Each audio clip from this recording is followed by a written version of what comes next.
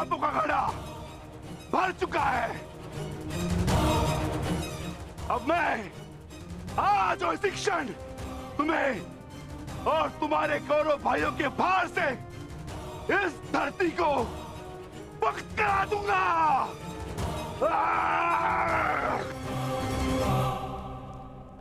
तो प्रतीक्षा किस बात की है भीम? आ जाओ।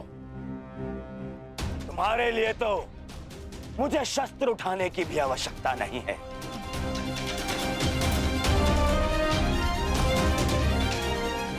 मेरे मित्र के बाण ही तुम्हारे शरीर को छल्ले छल्ले कर देंगे। आजा।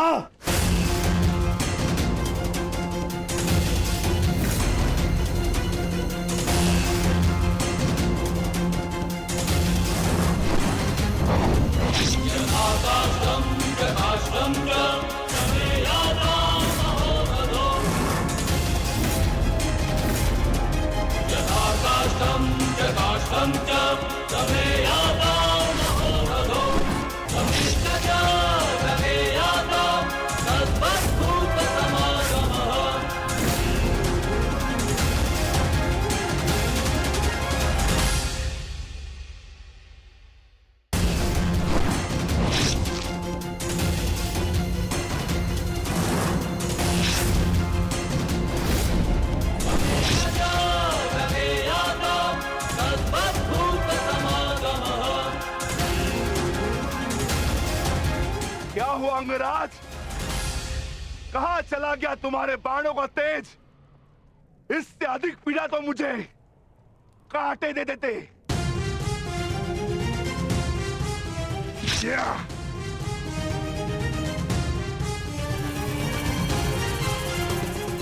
कदाचित तुम भूल रहे हो अंगराज, जिसने तुम्हारे बाणों को उनकी सीमा दिखला दी। मैं उस महाबली घटोत्कच का पिता।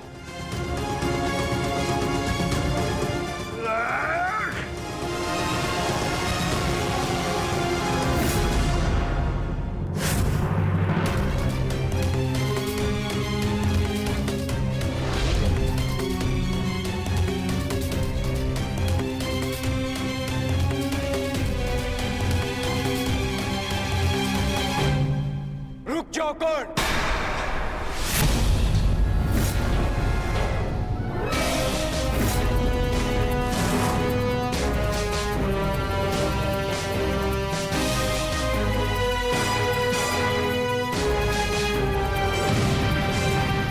अपनी अमोघ शक्ति खो दी तो नियम भूल गए कि धनुर्धर केवल धनुर्धर से ही द्वंद करेगा, गदाधारी से नहीं।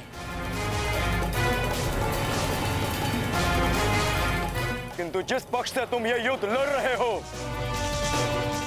उनका कर्म ही नियम तोड़ना और अधर्म करना है। इसलिए तुमसे नियम की और अधर्म की आशा रखना व्यर्थ है। किन नियमों की बात कर रहे हो अर्जुन? नियमों का उल्लंघन केवल कौरवों ने नहीं, पांडवों ने भी किया है। मेरे शक्ति बाण से तुमने स्वयं को बचा लिया, परंतु मेरी एक बात स्मरण रखना कि एक योद्धा अपने अस्त्र शस्त्र का दास नहीं होता। अस्त्र शस्त्र योद्धा के दास होते हैं।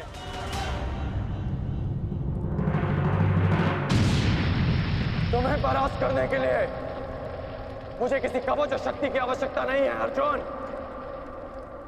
उसके लिए मेरा कौशल ही पर्याप्त है।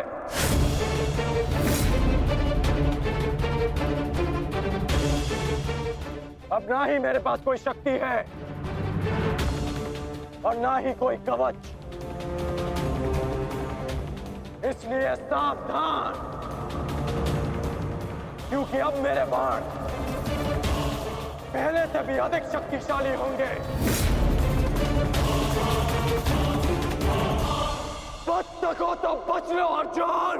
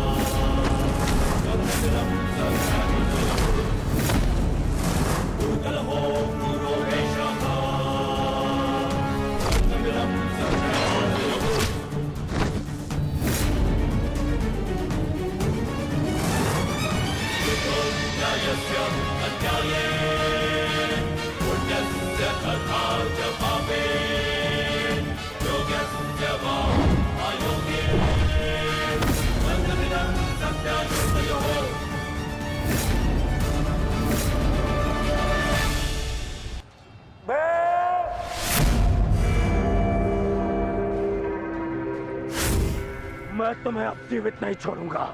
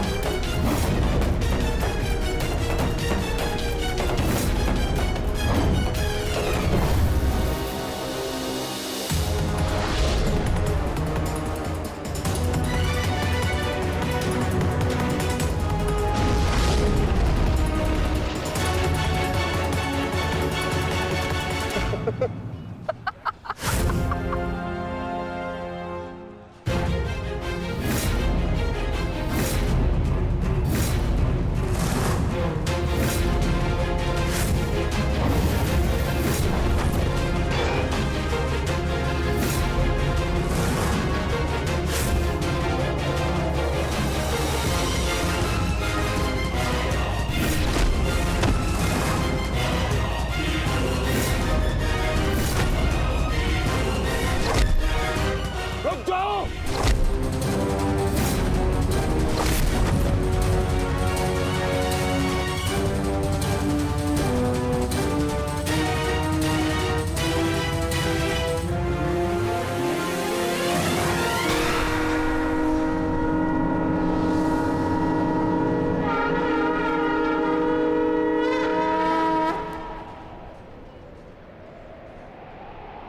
रुक जाओ भीम।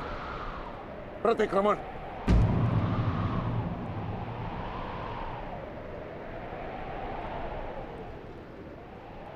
प्रतिक्रमण की मांग की है मैंने। रुक जाओ।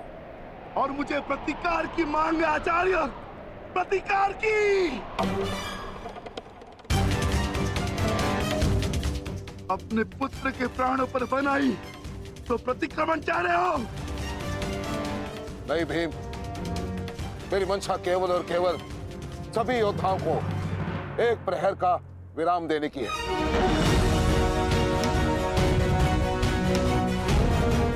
जिसकी आवश्यकता तुम्हें भी है। जाओ, अपने पुत्र का अंतिम संस्कार कर लो। ठहरो भीम।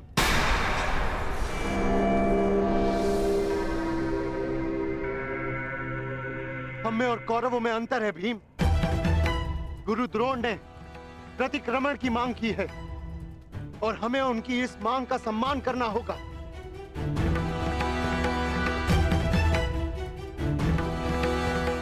मत करो भीम, मत करो। छोड़ दो भीम, छोड़ दो इसे।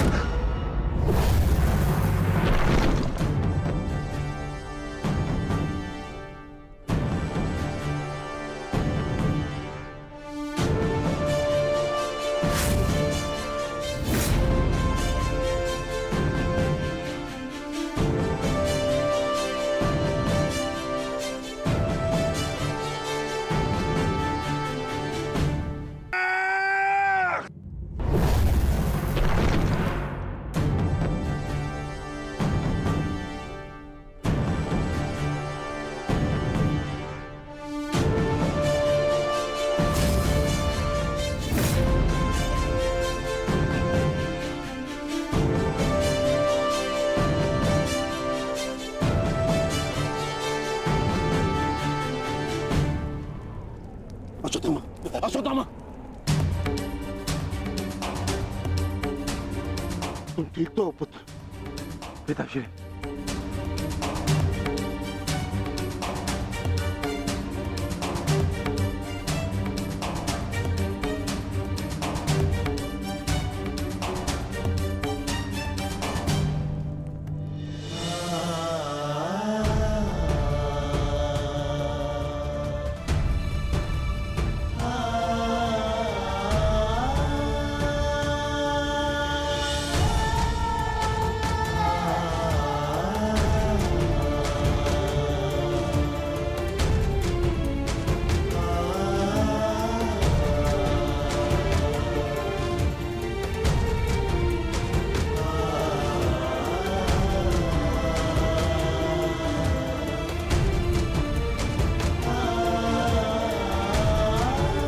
हम सब का जन्म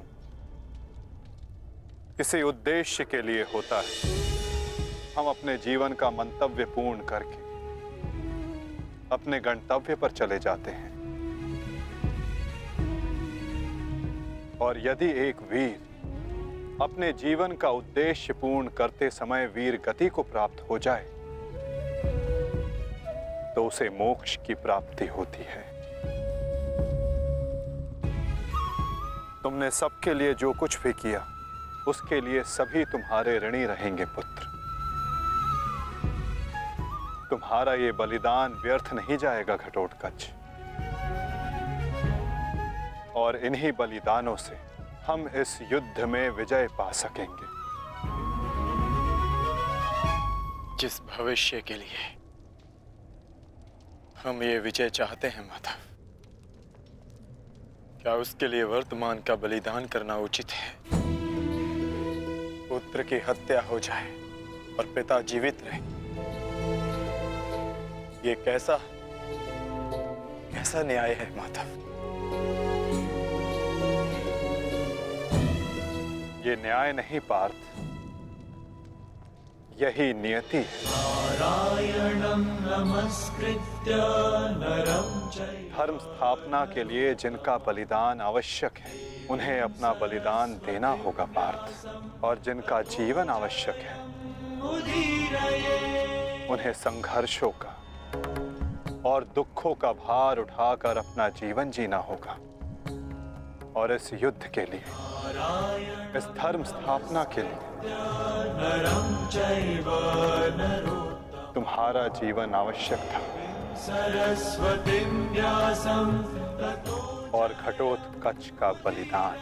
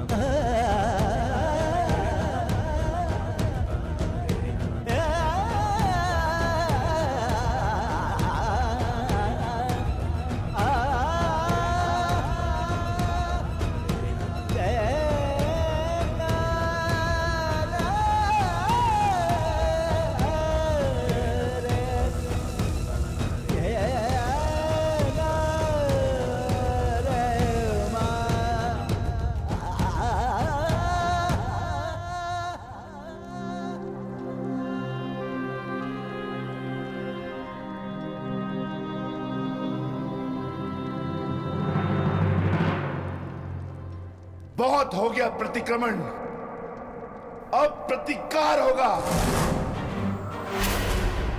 प्रतिकार होगा विकोदर, और वो भी उचित स्थान पर। और अब हमारा लक्ष्य होगा कौरव सेनापति द्रोण।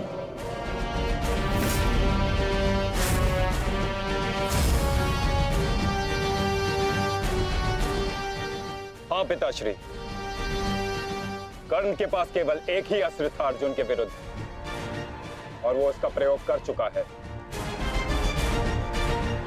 अब ना तो उसके पास कोई शक्ति है और ना ही कोई कवच, इसलिए अब वो हमारे लिए संकट नहीं, किंतु आचार्य द्रोण को रोकना अति आवश्यक है।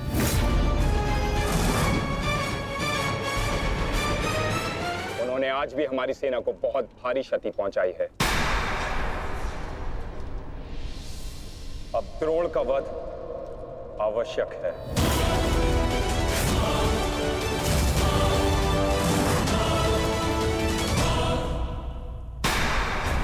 पिताश्री, पिताश्री!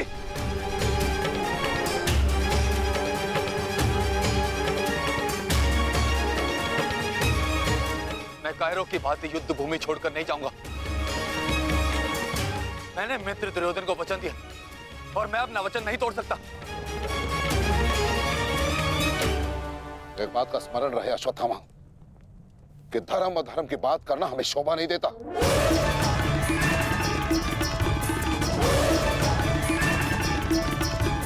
स्मरण है तुम्हें युद्ध भूमि में क्या हुआ? भीम तुम्हारा वध करने वाला था पुत्र। उसने यदि आज नहीं किया तो कल अवश्य कर देगा। मेरे पास तुम्हारे मृत्यु देखने का साहस नहीं है, उतनी शक्ति नहीं है मेरे पास, उतनी शक्ति नहीं है मेरे पास पुत्र। यदि तुम चाहते हो कि मैं यह युद्ध लड़ूं, तो तुम्हें युद्ध भूमि का त्याग देना होगा।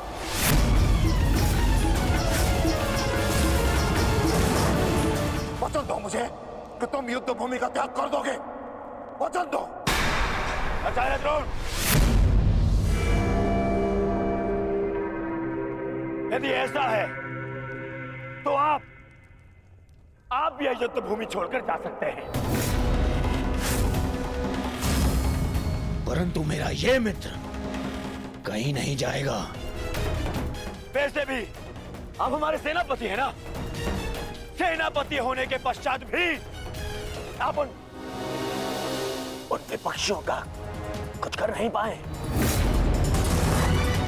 क्योंकि वो विपक्षी आपके प्रिय शिष्य हैं, इसलिए कुछ नहीं कर पाए हैं आप। शांत हो जाओ मित्र।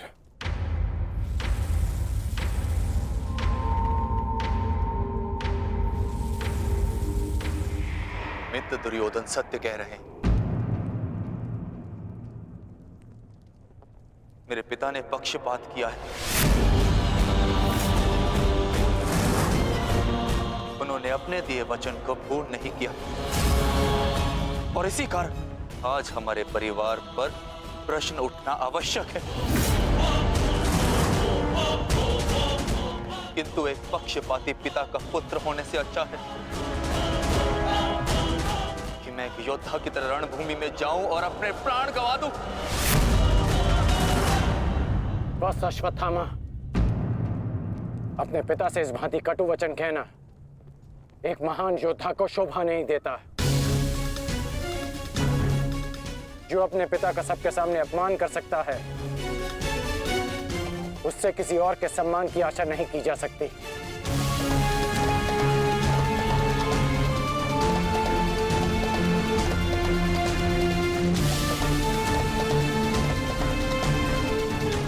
क्षमा कर दीजिए पिताश्री, परंतु मैं इस युद्ध भूमि को छोड़कर कहीं नहीं जाऊंगा।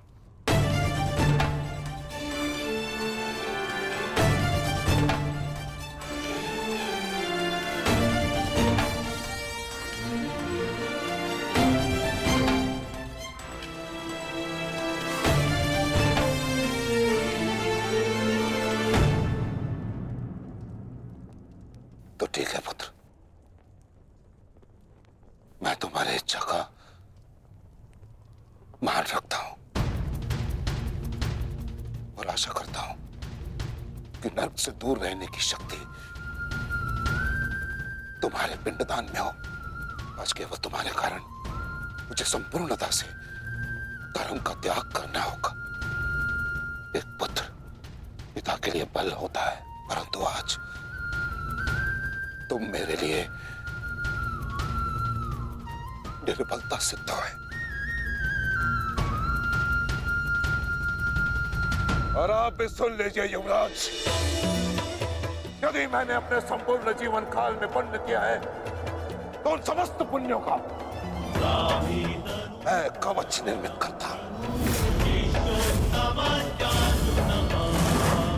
यदि अपने जीवन में मैंने अपने शिष्यों को समान रूप से देखा होगा तो इस कवच को कोई नहीं फेंक सकता, कोई नहीं। यदि मैंने अपने शिष्यों को संभावना से कम और समर्पण से अधिक शिक्षा नहीं दी होगी तो आज मेरे हाथों से मेरे शस्त्रों को कोई नहीं छीन सकता। इसलिए मैं भारद्वाज पुत्र द्रोण प्रण लेता हूं कि इस कुरुक्षेत्र में जो योद्धा मेरे समक्ष आएगा मैं उसका वध कर दूंगा।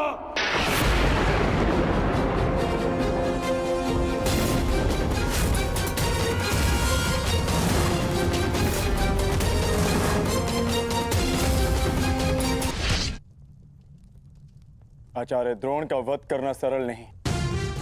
परशुराम के दिए गए उनके पास ऐसे कई अस्त्र हैं जिनका हमें अनुमान तक भी नहीं। मेरे पुत्र का जन्म केवल द्रोण के वध के लिए हुआ है। मुझे पूर्ण विश्वास है कि मेरा पुत्र अपने जीवन के इस उद्देश्य में अवश्य सफल होगा।